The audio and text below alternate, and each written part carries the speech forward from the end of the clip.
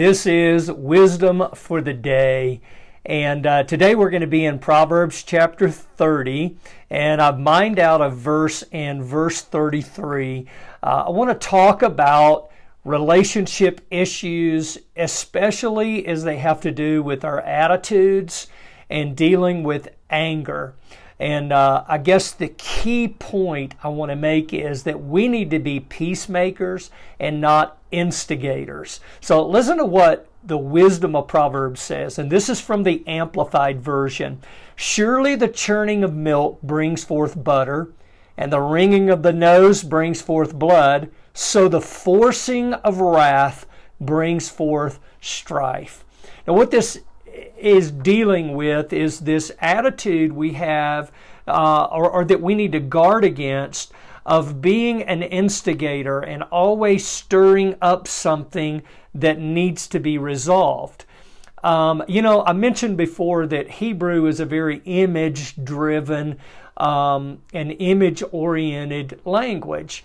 And here's a classic example because the wisdom writer says that gives two pictures. One is the churning of butter, and I don't know, most of us don't, and I guess in our culture today, especially the younger generation, doesn't really have that picture concept of what it takes to make butter, but the churning of it. And in the old days, they would take the urn and they would churn the milk and it would become butter.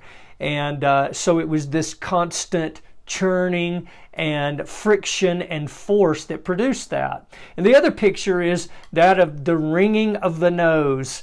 You twist the nose hard enough and it's going to cause it to bleed. And those are two very clear images that the writer of Proverbs 30 puts out. And then he says, I'm going to draw a lesson to that in the same way.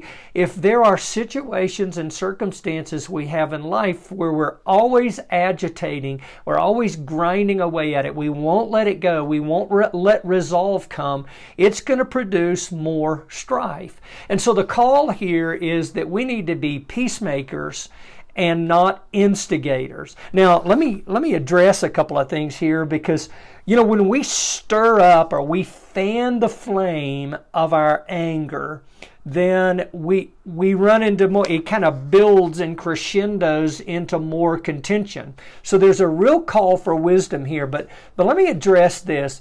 What this doesn't mean that we become a doormat for everybody's, dumping ground, that people can just treat us any way they want and we're not supposed to have a response. It doesn't mean that we stop defending ourselves or pleading our case. In a work situation or even a family situation, it's okay when there's strife and something has happened to plead your case. But there's a way to do that, and this Proverbs addresses the attitude that we can't have if we're going to bring about a resolution. We can't have this constant jabbing and stuff. See, it also doesn't mean that we stop or fail to stand up for injustice or wrong.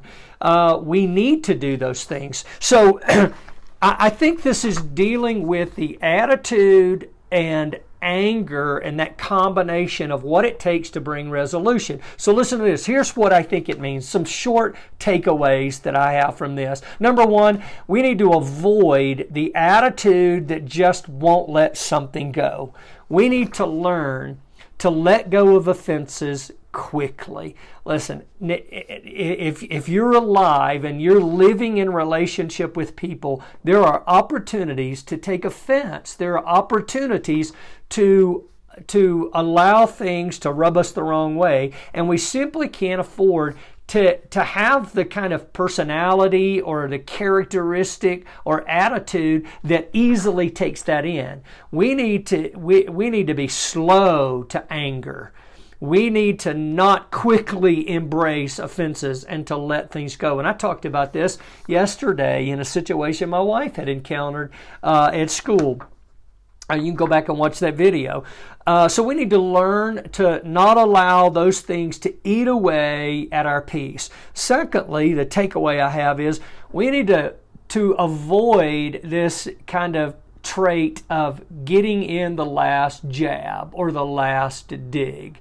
Listen, when somebody has, when a situation has happened and there's been conflict and it's been talked through and there's been resolution, do not continue to get in your jabs and even kind of making light of that and saying things kind of in an offhand way and then laughing about it, pretending that it's a joke to try to get in your dig. Don't do that. That's the attitude that will cause your life to be surrounded by conflict. And that's what the Proverbs says. So we need to learn to avoid that attitude. And listen, if that's you need to deal with that. You need to pray about that, and you need to take God's wisdom that says that's not going to get you very far. And I know that's kind of direct, but the truth is, if we're called to be peacemakers and to live in peace with all men, and we can't do that if we have this attitude where we're always having to get in that jab and always having to get in that last dig. Let me give you just a couple of examples in real life kind of scenarios.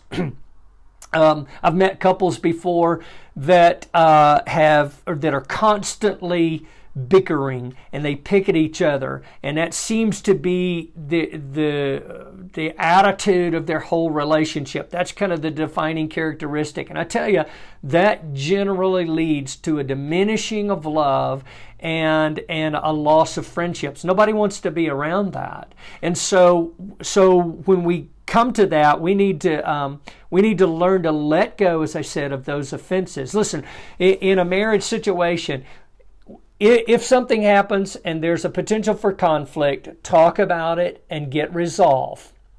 But don't allow yourselves to continually bring that up. If your mate has done something that hurt you or offended you, even on the little things, learn to let those go and don't bring those things back up. That will only create more strife. Another example is, have you ever had a friend that was critical of people or critical of you? And I use the word had because if you have, present tense, a friend like that, I'm telling you, you need to avoid that relationship. That's toxic.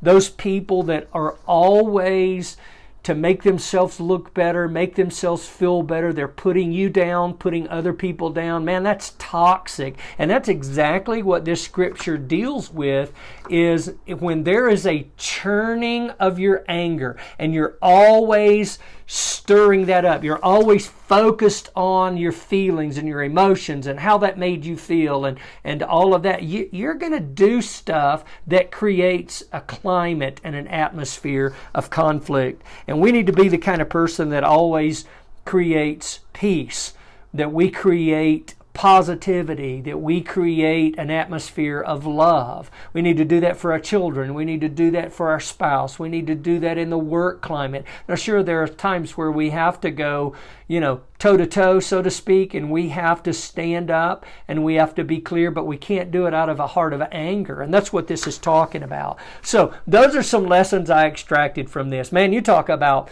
putting this into your life as a wisdom point of contact for life, man. You will succeed if you avoid this and you take to heart this challenge in this proverb and you cultivate a heart that strives for peace and avoids conflict. And I hope that helps you carry wisdom into your day. Leave me a comment below. I'd love to hear your thoughts. God bless you. Have a wisdom-filled day. God bless.